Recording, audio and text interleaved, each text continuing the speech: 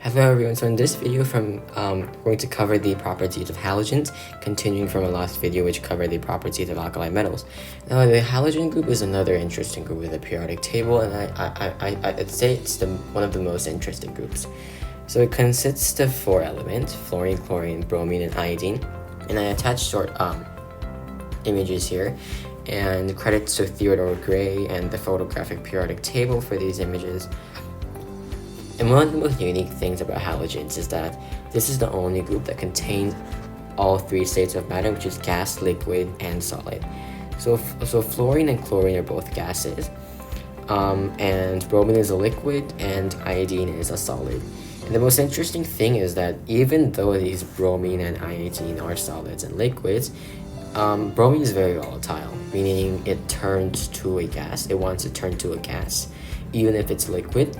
And iodine often sublimates, which means if from its solid phase, it often goes directly to its gaseous phase. So I'll write sublimates here as another property, and just volatile. Okay, anyway, fluorine is a yellowish gas, and there's nothing really special about fluorine. It's just the most electronegative, and it's the most reactive of the halogens, because in the halogens, reactivity increases as you go up. So iodine is the least the least reactive, and fluorine is the most reactive. I'll explain why that is so later. And chlorine is also a yellow gas, and chlorine is also actually used in the First World War by the Germans as a chemical weapon, which is very catastrophic because this was actually the first use of chemical weapons. And for bromine, it's an orange liquid.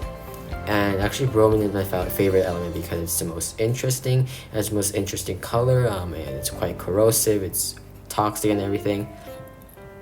And bromine can only be contained in ampules, or these closed glass containers, because it'll leak out of any container because it's volatile, meaning that it wants to turn into a gas. And iodine is a solid, and it sublimates into this purple gas, which is also quite cool. And iodine is often used for povidone iodine, which is a disinfectant used in the medical industry, and I'm pretty sure you guys all heard of it. So yeah, that's a basic introduction of halogens. Now if you move on to more to the details, I'm going to explain why there's both solid, liquid, and gas phases in halogens. So before I do this, you guys should know what London dispersion forces are. So actually all halogens are diatomic, meaning they exist as a molecule, right? So like F2, Cl2, Br2, I2. So that means each of these halogen atoms are covalently bonded. And because they're basically the same element, it'll be either FF or CL and stuff. It'll be nonpolar, right? Because they're both the same element. So their electronegativity will be equal. Now, among nonpolar molecules, the intermolecular forces, or the forces between these molecules. So let's say we have FF here, FF here. The only attraction here is the London dispersion forces, or the Van der Waals force.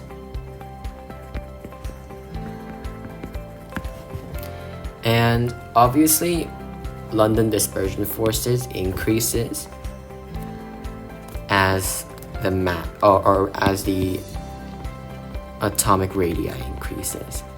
So that basically means a bigger atomic radii means more LDF. And obviously we know that iodine has a bigger atomic radii than fluorine. So iodine has a bigger atomic radii than fluorine. It's going to look something like this. Because this has a bigger or a larger atomic radii, that means that there will be more interactions between this bigger molecule. Therefore, the LDF, or the London dispersion force, will be higher. And when intermolecular forces are stronger, I'll just write intermolecular as IMF is stronger, That means basically the element is held tighter together, because let's say we have iodine here, like bonded like that, and if these molecules do not separate from each other, let's say in a solid, right? Because obviously in solid, all the molecules are attached or bonded together, but in the gas, they're free, right? So if they're a solid, it must mean that their intermolecular forces are pretty strong. And here we can say that it's true because iodine has a big atomic radii. However, because iodine sublimates, we can say that its intermolecular forces are weaker than maybe something like I don't know, titanium or iron, because obviously iron and titanium, they don't sublimate, or they're not volatile, they're completely a solid until you heat them up. So yeah, basically solid, liquid, gaseous phases exist in the halogen group because of the differences in the London dispersion forces. Now let's look at electron configurations. Electron configurations of halogens. All halogens have 7 valence electrons, right? That's why they're very reactive. So if you draw the electron configuration of fluorine, it's missing this one electron. It's missing one electron, meaning that it will want an electron, right? Because it wants similar to alkali metals. Alkali metals want to lose one electron, but this wants to gain one electron. So if it either wants to gain an electron or lose an electron badly, they will be reactive. And fluorine is actually the most reactive, because similar to the alkali metals, remember the alkali metals get more reactive as they go downwards because the atomic radii increases, meaning that the nucleus will be further away, less attraction forces, and that's the same logic here.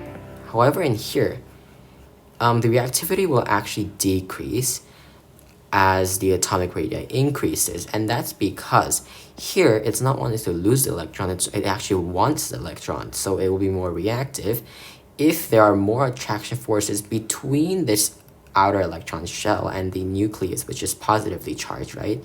It'll be more reactive if these are closer, because along with the electronegativity of the fluorine, it'll also have that stronger additional attraction force between the positively charged nucleus and this electron shell that wants an electron.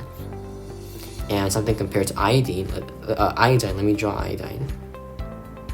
I won't draw, the exact electrons or whatever, because it'll take too long, but we just draw the most outer shell, like so.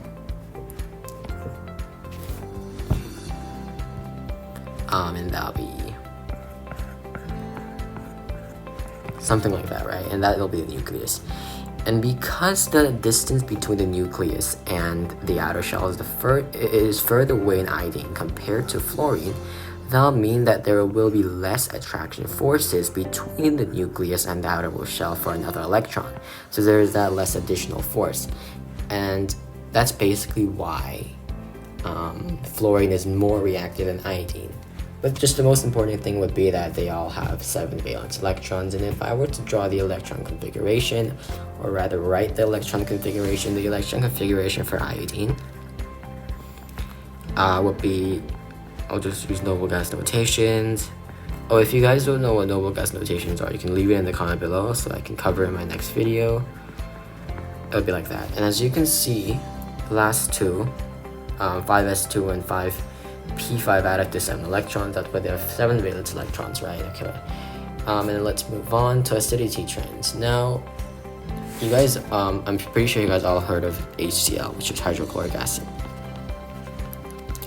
And actually, all alkali metals are capable of forming acids with a hydrogen cation, such as HBr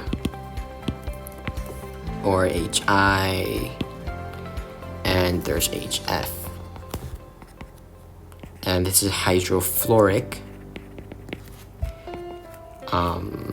This is acid, right? Hydrofluoric acid, hydrobromic acid, and this is hydroiodic. And here, this is important. Here, this is the strongest. So basically, acidity increases as you go downwards, right?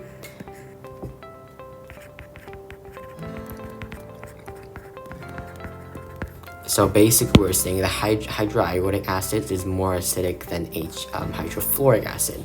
Therefore, among the halogens, hydrofluoric acid is the weakest. And we can say that hydrobromic acid is stronger than hydrochloric acid, and that is because, remember, stronger acids want to deprotonate more, right? Deprotonate, which means losing that H plus, right? And obviously the bond between hydrogen and fluorine is stronger because obviously fluorine is more electronegative, right? So its bond will obviously be stronger, and if its bond is stronger, that means this hydrogen will require more force to break off. Therefore, it will break off with more force, or rather more difficulty. So that means if this bond is weaker, that equals to stronger acid.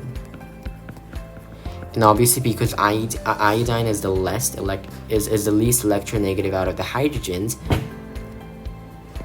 the HI bond will be the weakest, right? And iodine having at least electronegativity has been explained in the London dispersion force section, because obviously iodine has a larger atomic radii, which means it has less attraction between to the nucleus, meaning that it will attract the electron less compared to something like fluorine, right? Let's move on to reactions. Now, similar to the alkali metals, right? Let's look at this reaction, right? Let's look at chlorine 2, right, plus 2 KBr equals to 2 KCl plus Br, and this is a redox reaction. And it's of course obviously balanced, right? So let's see. We see that chlorine has replaced bromine here. Chlorine has replaced potassium bromide, or rather the chlorine replaced the bromine in the potassium bromide, and the potassium bromide became potassium chloride. And the reason for that is because chlorine is more reactive. Or we can say that it's more electronegative, right? If it's more electronegative, it will tend to replace the ones that are less electronegative. So obviously, because fluorine is more reactive here, it will replace the bromine, and the bromine will be substituted. And yeah, that's basically it for the reactions. I can't really explain much because I'll have to go into organic chemistry to explain like hydrogenation reactions and stuff, or rather halogenation reactions and stuff, and I think that's it for this video. In the next video, I'll come back with properties of the noble gases, which is also quite interesting, so stay tuned for that. Please subscribe and like this video, and leave a comment down below if you have any questions.